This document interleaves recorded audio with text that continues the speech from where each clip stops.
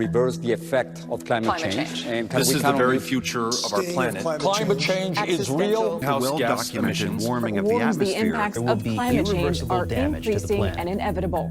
Our vision of 2020 is for our presidential candidates to improve American lives through the realization and endorsement of climate change prevention policies.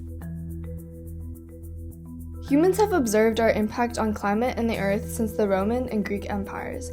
Greek philosophers and Roman scholars both noted how deforestation had altered the landscape of the surrounding regions. The Industrial Revolution brought the rise of huge factories and technological innovation, along with unprecedented levels of smoke and air pollution. This trend has skyrocketed in the past few decades. According to the Frontiers in Earth Science Journal, lung cancer rates in China have increased by 465% since 1980, and we're starting to see the same trends in the United States.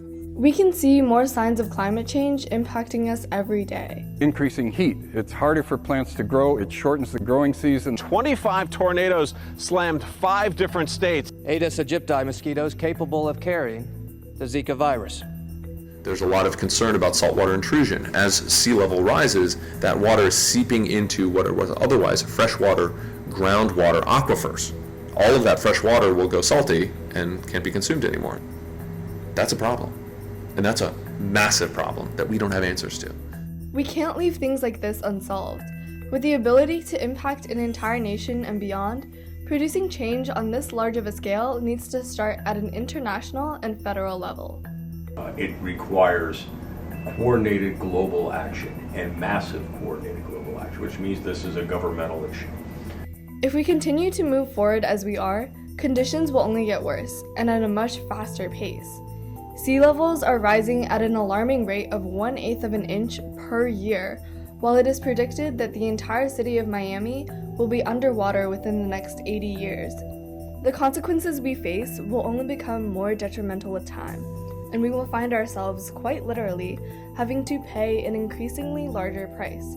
But while this is true, it cannot be denied that any solutions to climate change would take a large slice out of our wallets too. Carbon pricing is one of these solutions. It's a way to move our economy towards decarbonization by linking the cost of fossil fuels to the cost they have on our climate, requiring about a 40 to 50 cent increase in gasoline prices. It's touted as one of the best ways to quickly and effectively move away from fossil fuels, and is also recognized by economists across the board as one of the cheapest ways to do so. It literally got to the point where I could not find a credentialed economist who studied climate policy who opposed carbon pricing. Not one. Another strong argument for fighting climate change can be made when we consider public health.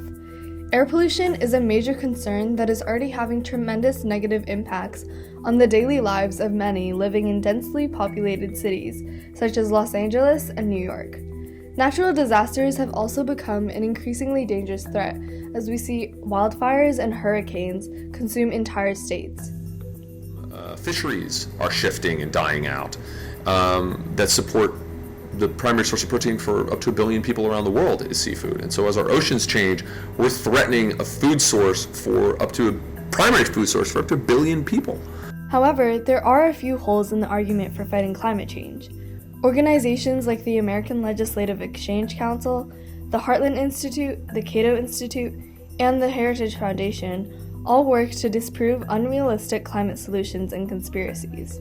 We keep hearing that 2014 has been the warmest year on record. I asked the chair, you know what this is?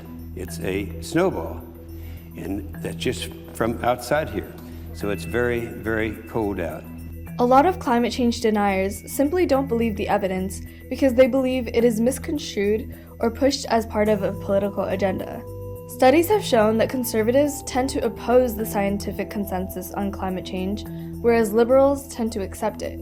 This leads a lot of climate change deniers to believe that the whole thing is a hoax that's being used to usher in more socialist ideologies. Many plans to combat climate change do incorporate a lot of government interference and restriction on conservative values. President Donald Trump, a Republican, has tweeted multiple times about how climate change is a Chinese hoax and is pushed to make America less competitive in the global economy. However, the push for climate action is encompassing of many different beliefs. According to Debbie Dooley, a staunch conservative and environmentalist, things like energy freedom, energy choice, competition, national security, and innovation are all pillars of climate action. These are all conservative values that right-leaning representatives in Congress have promoted for a long time, but in recent years have not applied to the issue of climate change. There's no question climate change is a universal issue. We all rely on the oceans, whether we live near them or not. We all rely on weather patterns. We all rely on agriculture for our food. All of these systems change as our climate changes. So we're in triage mode in a way now. With climate change becoming a bigger issue every day, we have to act now. Our hope is that our 2020 candidates recognize this and use their platforms to advocate for change and reverse the effects of the climate crisis.